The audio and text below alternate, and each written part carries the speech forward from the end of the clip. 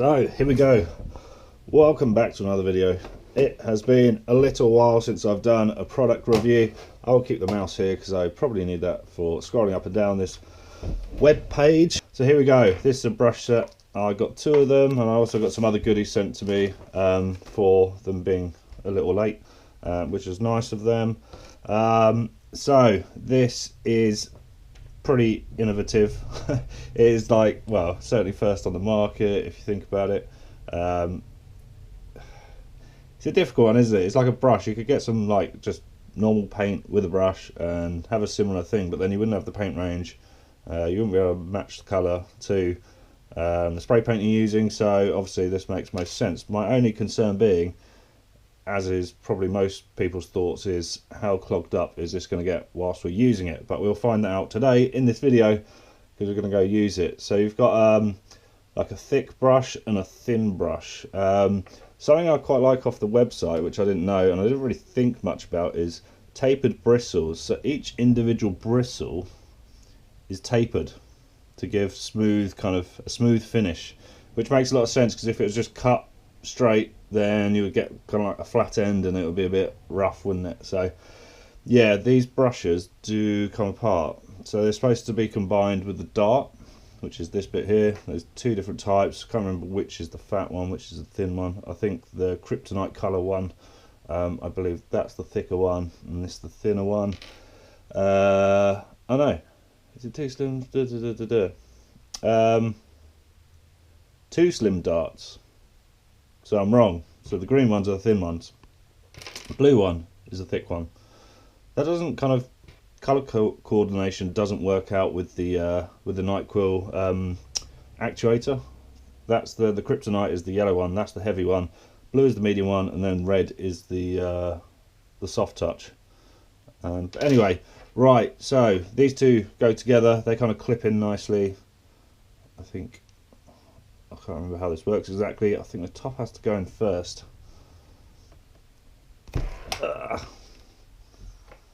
Right. These two should go together. Maybe just push them in straight. Maybe not. Let's try this one. I might have to do a bit of editing here in the video. Ooh, nearly. It's got like a little clip on the bottom. There, you can see it. Maybe I'm being stupid. Maybe. No, surely not. The bottom has to go in first. There we go. There we go. So that is the heavy one. I'm really interested to see how this works out. Could you use an actuator at the same time? That would be pretty mental. So, uses. Where are my notes? Brush set. Information, website, Insta. Yeah, obviously you can go to Insta and check out details on this. I've only actually seen one video so far, very brief video on Instagram, a little reel. Trying not to use Instagram too much anymore. I've only seen one video of this so far. I think it was the thin brush, but it looked really awesome for doing details and stuff. I think it's going to require quite a bit of can control, and I think this would also be awesome on canvas, you know, like small canvases like this, like A4 sized one here. That would be perfect. So come on, go in. There we go. So where are we going with this? My main concern is going to be cleaning it. These do, yeah, there we go. So they don't unscrew, I don't believe. I think they just pop off. Yeah, they do, just pop off. There you go. So you can clean them with acetone. It also says on the website you can soak in water, acetone or solvent for a quick clean. You can attach the spray brush to a solvent spray can and stay clean out in the field. I've got solvent up there. I've also got some in my box downstairs. So today I believe I'm going to go paint something that's a bit more like photorealistic. It's going to be interesting seeing how this works. Could he do that? Would that be... Wondering whether... Are they the same? No, they are different. Very different. Well, very different, slightly different. I wonder whether you can put the thin one. Yeah. The thin cone. And it almost makes it a medium. You get a fat brush. Let's try it out. So, I'm sure Night Quill are well aware of this is possible. So there you go, that's the thick brush, and then you can use the small cone, which is very slightly different internal diameter out of the two cones. Use that on the fat brush. It makes like an in-between brush. Although maybe the volume of paint won't come through there very well because it is quite dense. Right, enough of me rambling on. I'm going to have to edit down this little intro clip. Right, let's get to the wall. I can see we're going to have a bit of an issue testing the brush today. UK winter, British winter, mulch is not drying. Obviously the brush is going to be touching the wall, so yeah. Alright, seeing as the mulch isn't going to dry, I'm going to paint this without using the brushes, but I really want to use the brushes for doing details of hairs and stuff around the outside of the eye. I'm supposed to be painting a wolf's eye with a blue eye, and yeah, some kind of like beigey, light browny hair around the outside. Some of it's out of focus at the top, which is mainly grey, and then yeah, the kind of beigey colours underneath. But seeing as that's not going to happen, and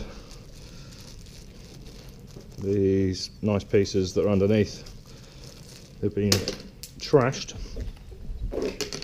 I say trashed, they're just some lesser dubby things painted over the top.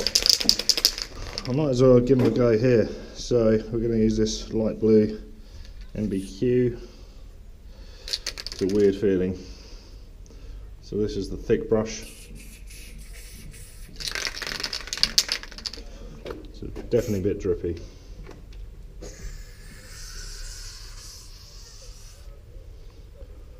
Yeah, it'll take a little bit of getting used to.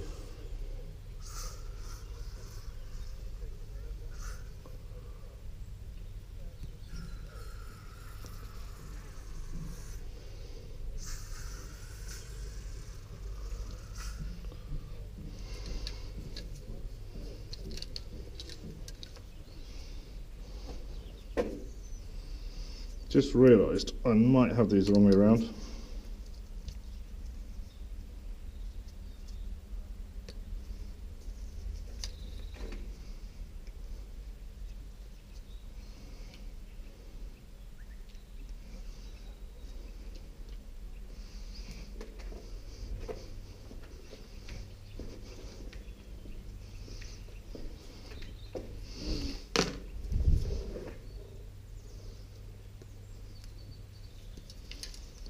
I think the blue is supposed to go with the fat brush, or maybe it doesn't matter.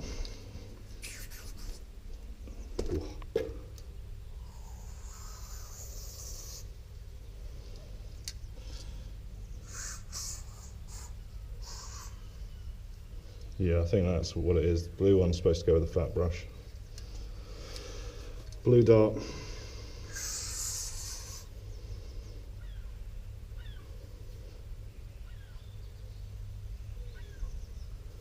It's only going to take some getting used to.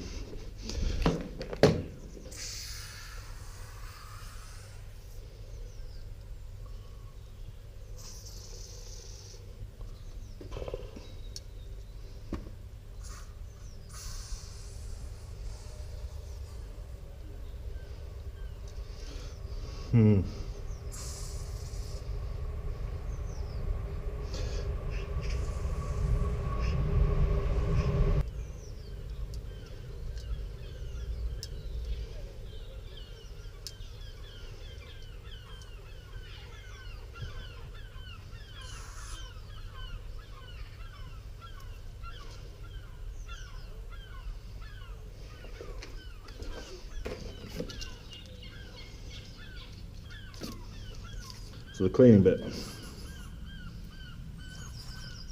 Cap cleaner. I think it needs a proper soak in like a jar of acetone or something.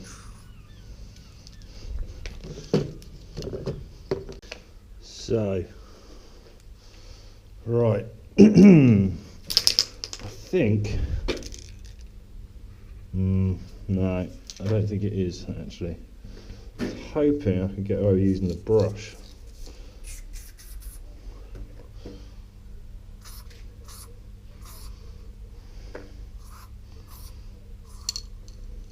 Drippy, drippy.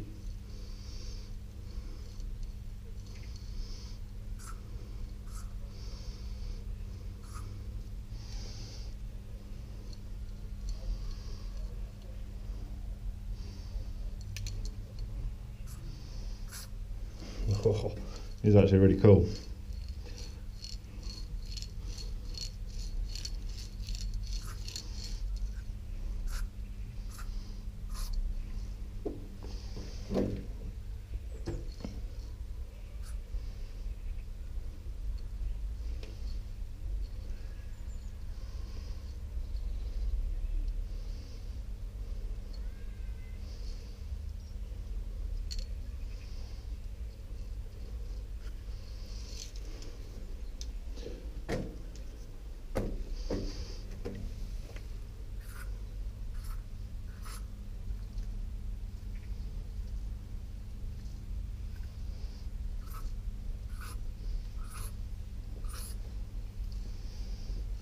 Hello.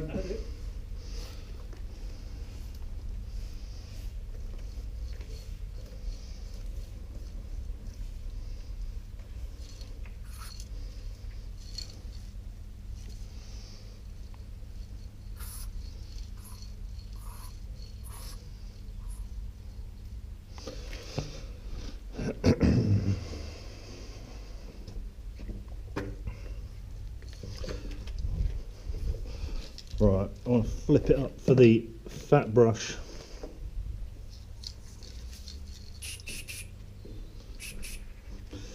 Be a little bit quicker, I think. Right. Oh, fuck.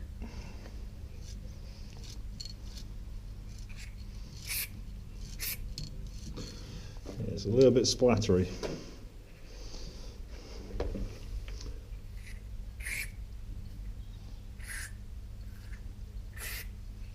It's almost like you've got to load the brush up with paint and then just use it as a brush.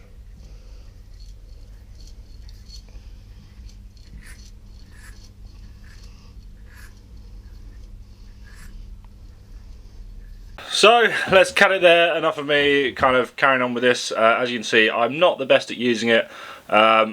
Maybe I could have got more detail in with the camera by zooming in a bit. That would have been better. But anyway, let's go through my verdict, because this is quite an interesting tool. Certainly it's going to take some experience for myself to get used to using it, and to be honest, I'm not really going to use it much because I don't really paint much photorealism. I think it'd be really handy to paint on like small canvases, things like that, but if you're using it indoors, doing commissions with it, stuff like that, I'd definitely recommend using dust sheets, which you're probably using already, but it's quite messy. Maybe if you get good with it, it probably wouldn't be that messy, but I kind of found you just give it a couple of like sprays, and that will kind of load up the brush with paint, and then you just literally use it as a brush without even pushing down on the valve to release paint. So yeah, cleaning was actually pretty easy. It cleans up nicely. Slight concern, I think, on wear and tear is that cone where it clips on. If you constantly kind of like clipping it on and off over a period of time, I think that will kind of lose its like function, as it were. It will just become kind of loose and just not clip on very well, which is not ideal. But obviously this isn't a long-term test, so I can't tell you how well that would last. What else?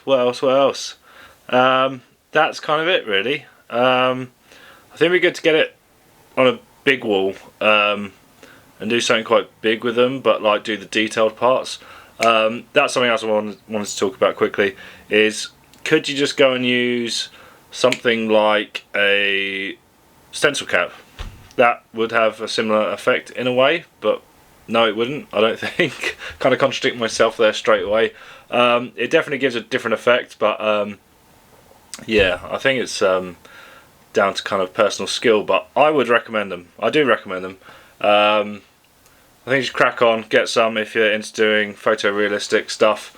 I certainly will use them in the future. And yeah, I think I need to use little tiny pink stencil caps and stencil caps in general when it comes to photorealism, stuff like that. For me personally, I just kind of get a little bit impatient with painting photorealism. I think you need to kind of invest time and yeah, kind of like take your time with it, because I just get impatient. It's not like painting a piece where it's just like, you know, outline, fill it in, do all that business, job done. It's more it takes more time. Anyway, enough of me rambling on.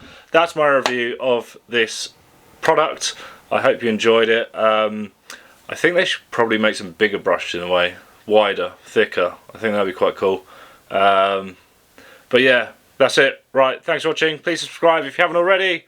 Drop a comment, and yeah, what else should you do? Like this video. Like it, please. Give this video a thumbs up. See you later. Bye.